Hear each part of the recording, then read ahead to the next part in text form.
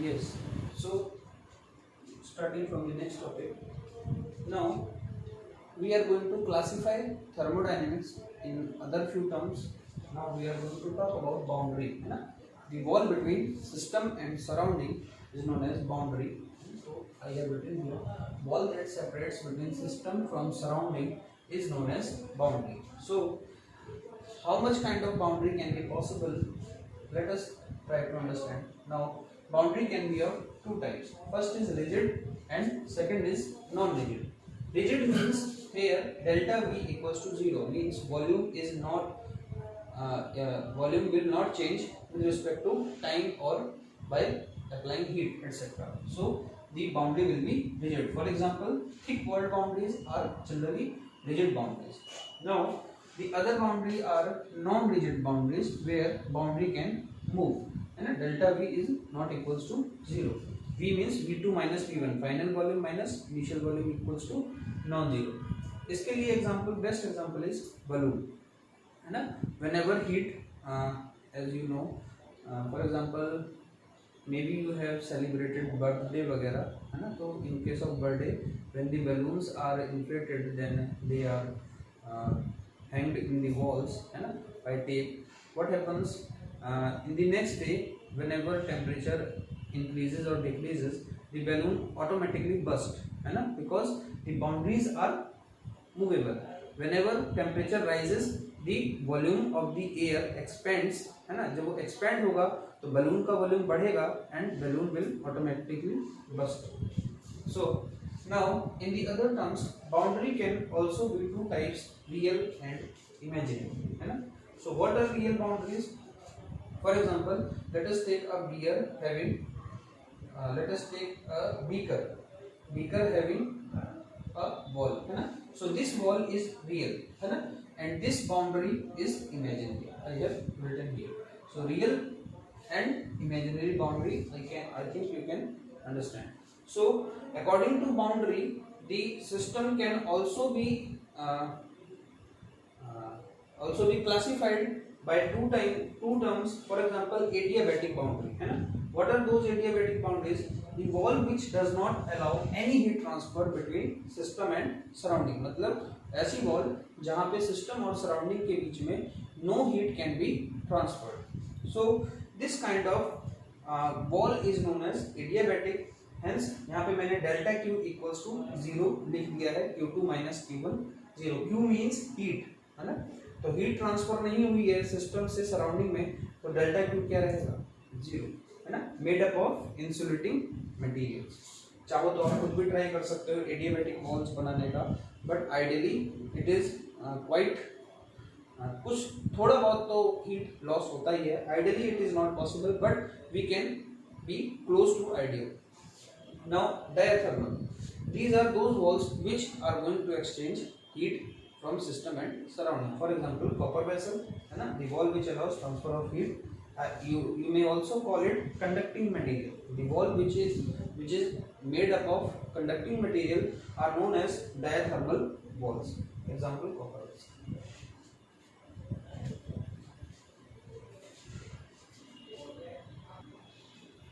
So students,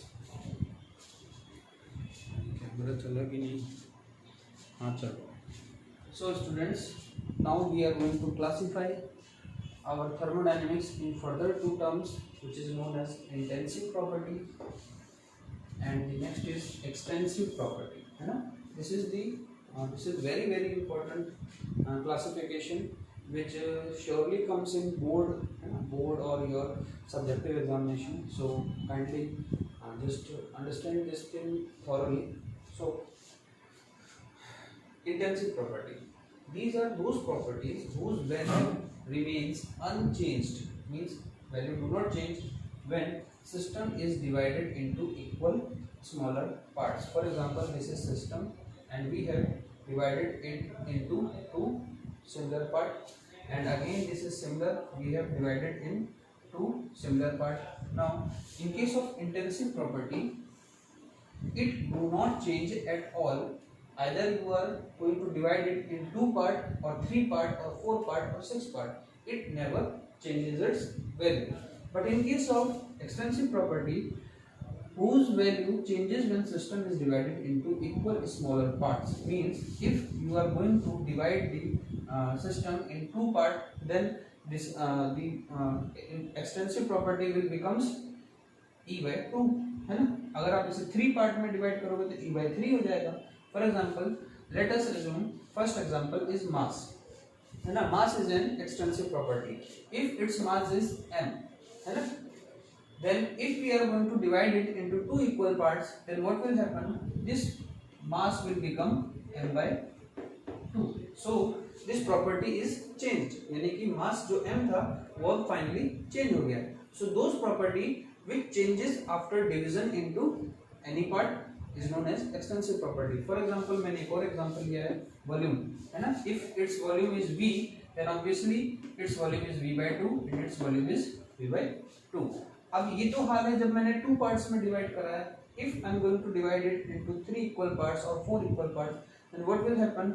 मैं simple सा example लेता हूं 1 2 3 और 4.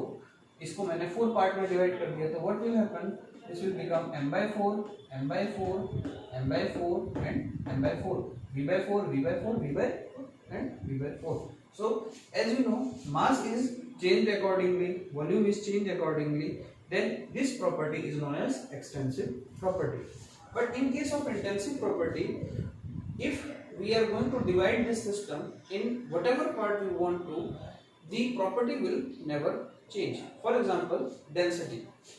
Density means अगर मैं मान लो मैं यहाँ पे डेंसिटी लिखता हूँ, तो इसकी जो डेंसिटी होगी वो यहाँ भी d होगी और यहाँ पर भी d होगी. तो चाहे मैं इसके 100 पार्ट 100 पार्ट्स कर दूँ तब भी उसकी डेंसिटी क्या रहेगी, d ही रहेगी. सिंपल सा फिनोमेना है. If density was an extensive property तो पूरी फिल्म ही बदल जाती. मींस जैसे कि मान लो कि let us assume there is a milk वाला, है ना. इफ सम मिल्क वाला कम्स टू यू, है ना, and he says that today's the cow milk is quite dense. So what will you do in order to check his statement? You just simply, generally मैं हिंदी में बता देता हूँ कि आपको दूध की प्योरिटी चेक करनी होती है, तो आपको क्या करते हैं कि दूध को लो और अपने थंब के यहाँ पे नेल्स पे रख दो, है ना. तो अगर थोड़ा सा टिल्ट करोगे, हल्का सा टिल्ट करोगे और पानी होगा तो वो गिर जाएगा जल्दी, है ना. 45 डिग्री पे वो गिर जाता है. दूध की प्योरिटी कैसे नापते हैं, दूध का एक ड्रॉप यहाँ पर लेते हैं और उसको थोड़ा सा टिल्ट करके देखते हैं. अगर वो गिर गया तो वो क्या है, इम्प्योर, यानी कि उसमें वाटर की इम्प्योरिटी मिली हुई है. But if it stays stable while tilting up to 45 degree, then you can assume that this milk is pure. So अब यहाँ पे बात ये है कि if you have taken that drop from 1 litre, है ना, तो density of 1 litre and density of this drop should remain same. अगर ऐसा नहीं होता तो हमें दूध की प्योरिटी चेक करने के लिए क्या करना पड़ता, पूरा 1 लीटर आपको नेल पे रख के अब चेक करते. तो ऐसा होता नहीं है. तो डेंसिटी क्या रहती है, सेम रहती है, चाहे वो 1 ड्रॉप की हो चाहे वो 2 गैलन मिल्क की हो, है ना. तो डेंसिटी क्या रहती है, same. That is why density is a intensive property. So as you know, pressure, if someone says there is 1 atmospheric in this vessel, then for sure if we are going to divide it either in 1 block or 2 block or million block, then what will happen, pressure will remain same of 1 atmosphere because it is an intensive property. So pressure, temperature, if this is at 100 degrees Celsius, then I'm sure this will be at 100 degrees Celsius because temperature is a intensive property, है ना. तो अब यहाँ पे एक चीज और मैं लिखना भूल गया, टेम्परेचर लिखा है यहाँ पे, हीट नहीं लिखा है. Heat is A extensive property. पता नहीं आ ही रहा है कि नहीं आ रहा है, नहीं आ रहा है.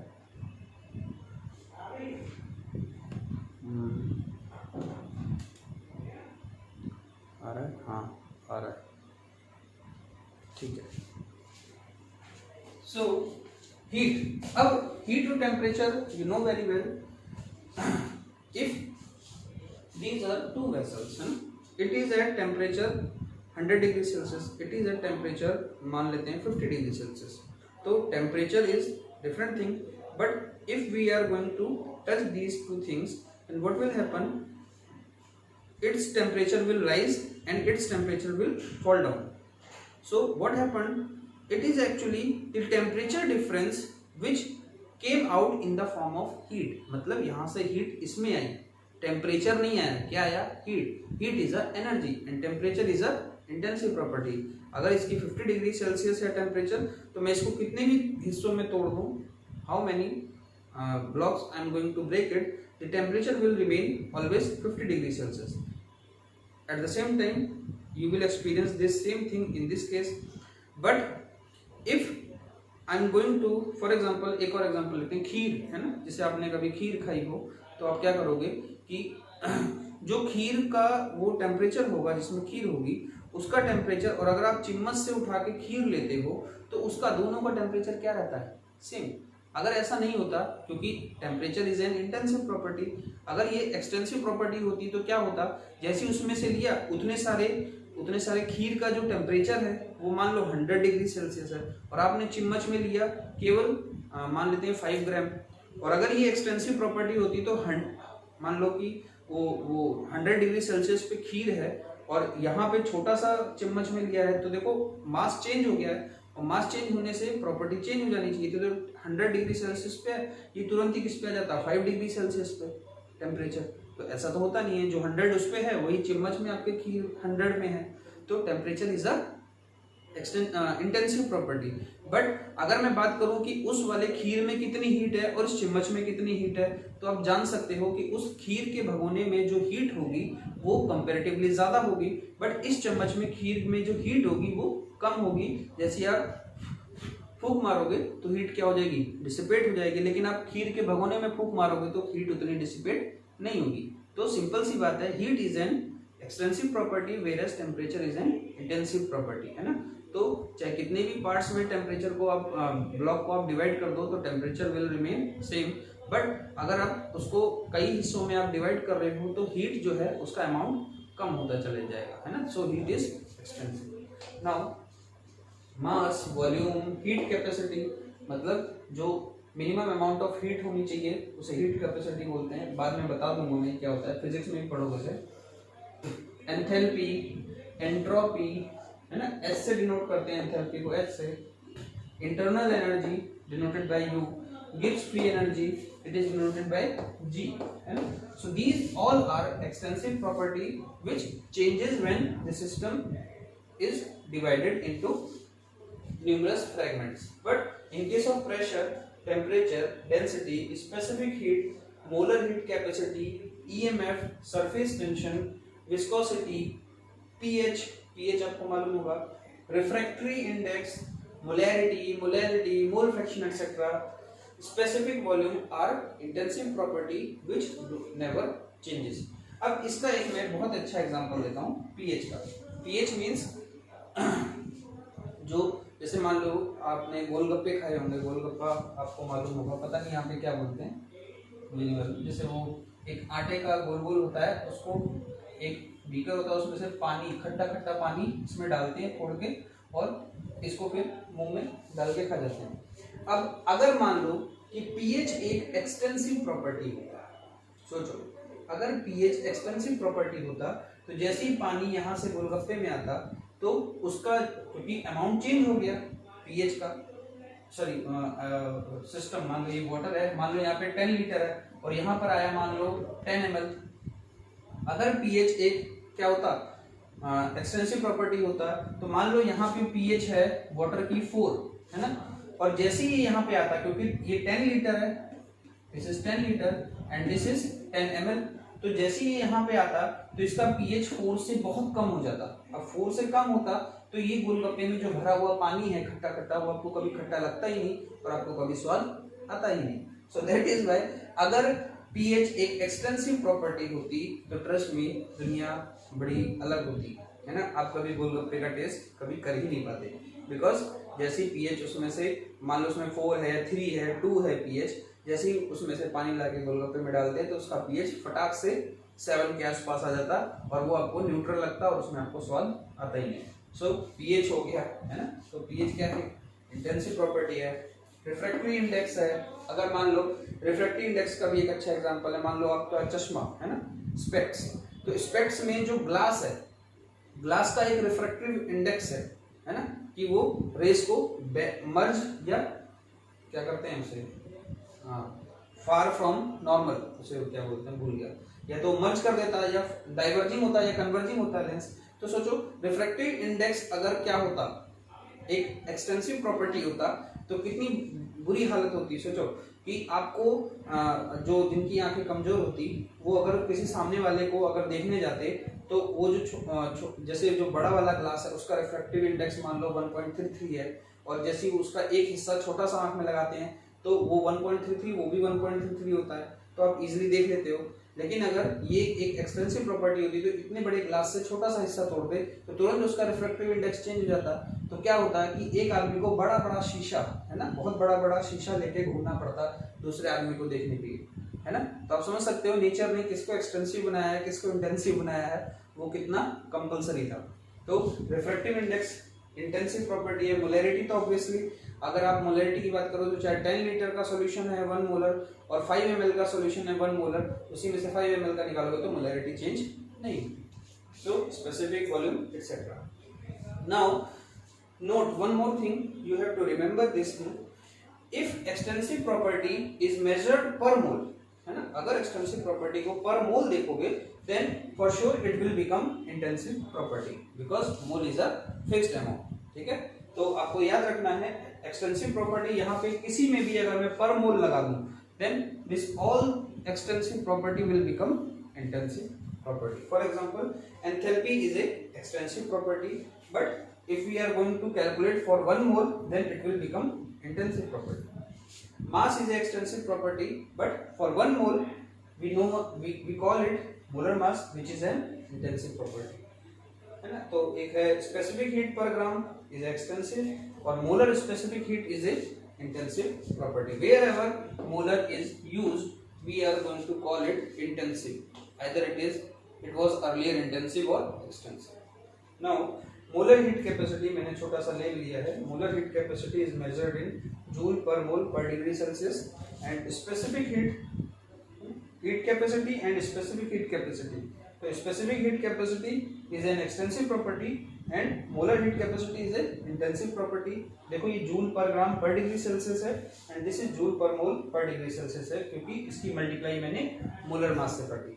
तो this phenomena is quite easy to remember. Whenever we use molar term, then for sure extensive property becomes intensive.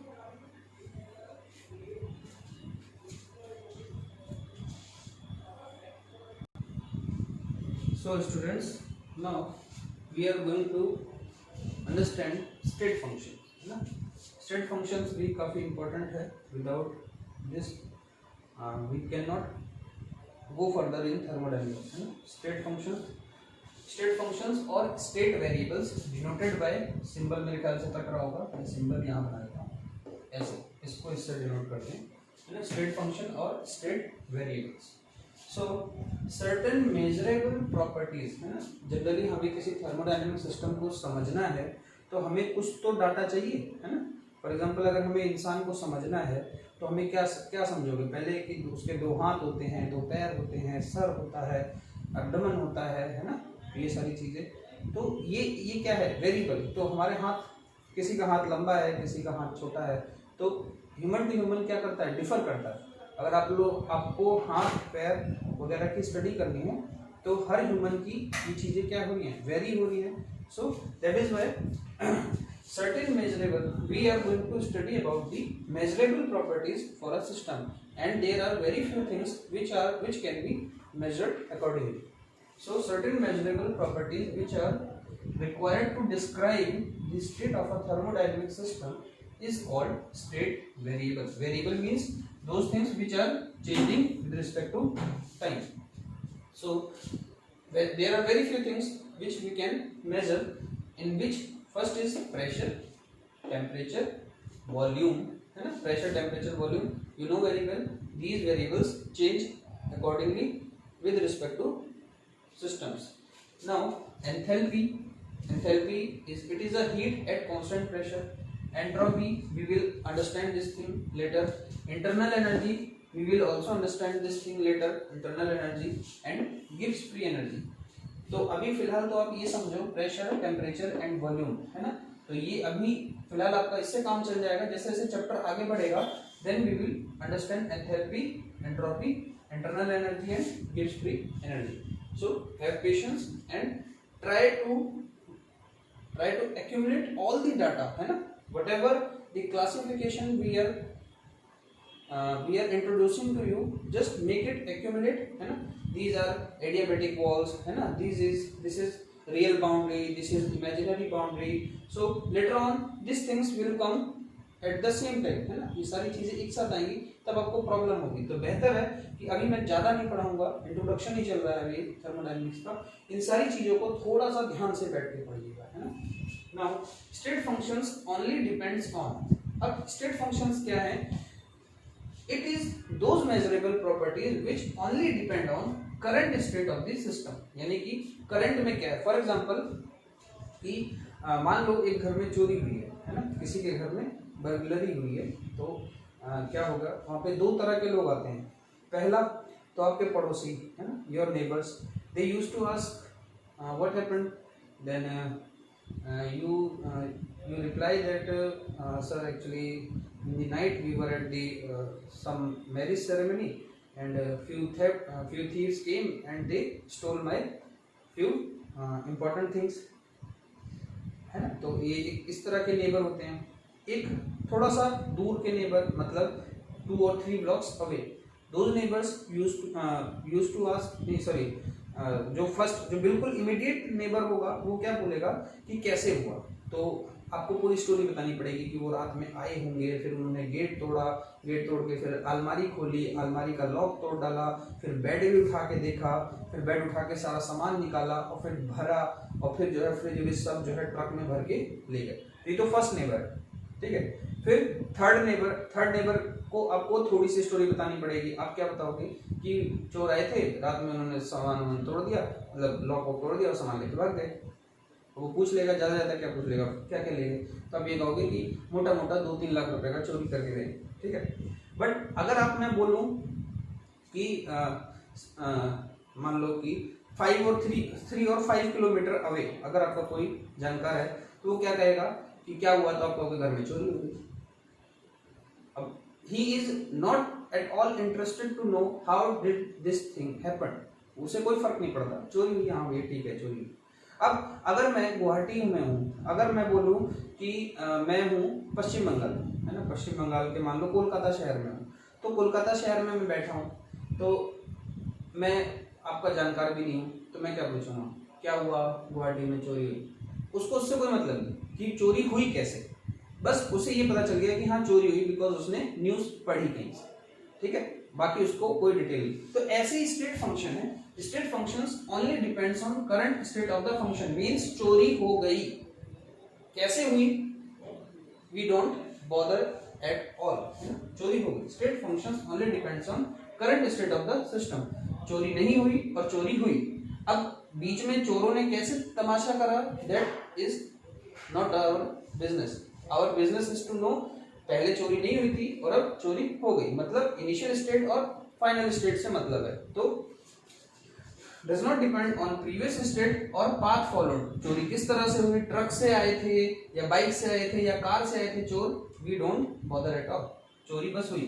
तो what are state functions, state functions only depend on current state of system and does not depend on previous state, उन्हें previous से भी कोई मतलब नहीं है, और ना ही मेन चीज ये है, ना ही पाथ फॉलोड, किस पाथ से हुआ टू अटेन दी प्रेजेंट या करंट स्टेट। सो मोटा मोटा अगर बोला जाए तो स्टेट फंक्शन वो है जिसमें केवल इनिशियल देखा जाता है और फाइनल देखा जाता है, बीच में वो कैसे अटेन हो रहा है उससे इसका कोई लेना देना नहीं है। Those are state function and path functions are those functions जहां पे एवरीथिंग मैटर्स, इनिशियल से फाइनल तक किस तरह से गया, इधर से गया या इधर से गया या इधर से गया, वहां पे मैटर करता है। तो स्टेट फंक्शन में केवल ऐसे देख लो, मान लो कि ये ए है स्टेट और ये है बी स्टेट है, तो स्टेट फंक्शन का मतलब है ए से और बी से, है ना, पाथ से कोई मतलब नहीं। लेकिन अगर ये पाथ फंक्शन होता तो वहां पे ये भी मैटर करता, अगर वो ऐसे हो रहा है तो भी मैटर करता, ऐसे हो रहा है तो उसके लिए मैटर करता है, लेकिन स्टेट फंक्शन को केवल ए से और बी से मतलब है। So does not depend on path followed, only depends on current state of the system. Now change in state function between two state does not depend upon the path followed. मैंने वापस ये लिख दिया है। Now state function means function, state function को इस तरह से डिनोट करते हैं, state function डेल्टा फाई से डिनोट करते हैं, डेल्टा फाई इक्वल्स टू 1 से 2 पाथ है ना, कहाँ से स्टेट 1 से स्टेट 2 तक, और डी फाई कितना चेंज हुआ है ना, इसे बोलते हैं डी फाई इंटीग्रल ऑफ 1 से 2, क्या हुआ कैसे हुआ कोई मतलब नहीं।